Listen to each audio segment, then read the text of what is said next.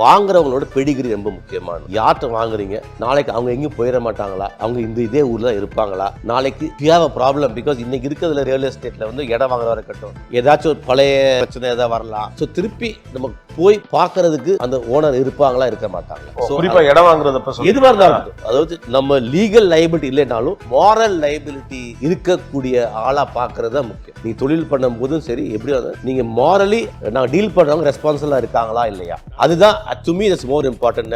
I always say, நீங்க கல்யாணம் பண்ணா கூட மாப்பிள்ளை பொண்ணு பார்க்கறது ஃபேமிலியை பார்க்கணும், மாப்பிள்ளையோட ஃபேமிலி பொண்ணோட ஃபேமிலியை பார்க்கணும். ஃபேமிலிஸ் தான் மேரி பண்றாங்களே தவிர not the bye and girl. அதான் நம்மளுடைய culture. Even if it's real estate, who's the builder you're going to or who's the plot, that is very important. Okay, that's my single most point.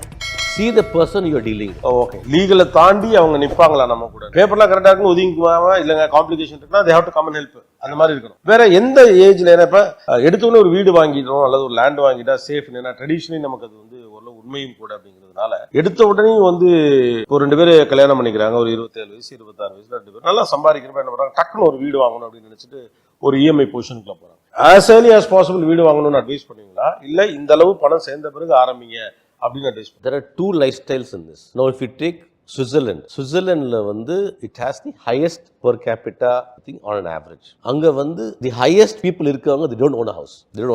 They take house on rent. But that is where the brand residence comes. இது மாதிரி ஒரு high quality வீடை வாடகைக்கு எடுத்து they live there for longer period of time. They feel that அவங்க சம்பாதிக்கிறதுல why we should earn and put into a real estate. அதோட it's cheaper to rent it out and use it. எங்க ப்ராடக்ட்ல வந்து we have a 6% ROI investment product இருக்கு. If somebody buys the house, the Taj வாடகை கொடுத்துருவாங்க, அதை maintain பண்ணுவாங்க, நமக்கு between 5 to 6% நமக்கு ROI கிடைக்கும்ங்கிற product. So one set of people are going to think, இந்த 5% எதுக்கு, நான் என் பிசினஸ்ல போட்டா 20% சம்பாதிக்க முடியும்னால, so இந்த 5% நான் வந்து வாடகைக்கு எடுத்துக்கிட்டேன். பட் எனக்கு தாஜ் மாதிரி ஒரு வாடகை எடுத்தா லைஃப் லாங் நான் வந்து எந்த பத்தி கவலைப்பட தேவையில்லை. வெளியே வந்து ஃபோன் பண்ணி வீடை கிளீன் பண்ணி வச்சிருங்கப்பா சொன்னா போதும், நான் காலைல வந்து வீடு திறந்து உள்ள வந்தேன்னா நல்ல ஃப்ரெஷ்ஷா இருக்கும் வீடு. ஒரு செட் வந்து இருக்காங்க வந்து நம்ம வந்து நாளைக்கு அடுத்த இதுக்கு வந்து நெக்ஸ்ட் ஜெனரேஷனுக்கு என்ன பண்ணணும், வீடு வாங்கணும். ஸோ இது இந்த ப்ராடக்ட் வந்து ரெண்டுக்குமே, பிகாஸ் இன்வெஸ்ட்மெண்ட்டுக்கும் சரியா இருக்கும், வாடகைக்கும் சரியா இருக்கும், லிவிங்க்கும் சரியா இருக்கும். That is how we created the product. Because ஒரு 5-star ஹோட்டல் மேனேஜ் பண்றதுனால நமக்கு வந்து the product life is 100 years.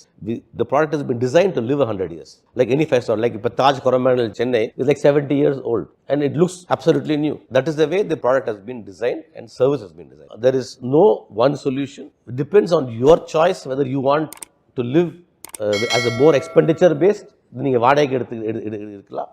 If you think that you want to have some investment and asset on your back, then you can go for the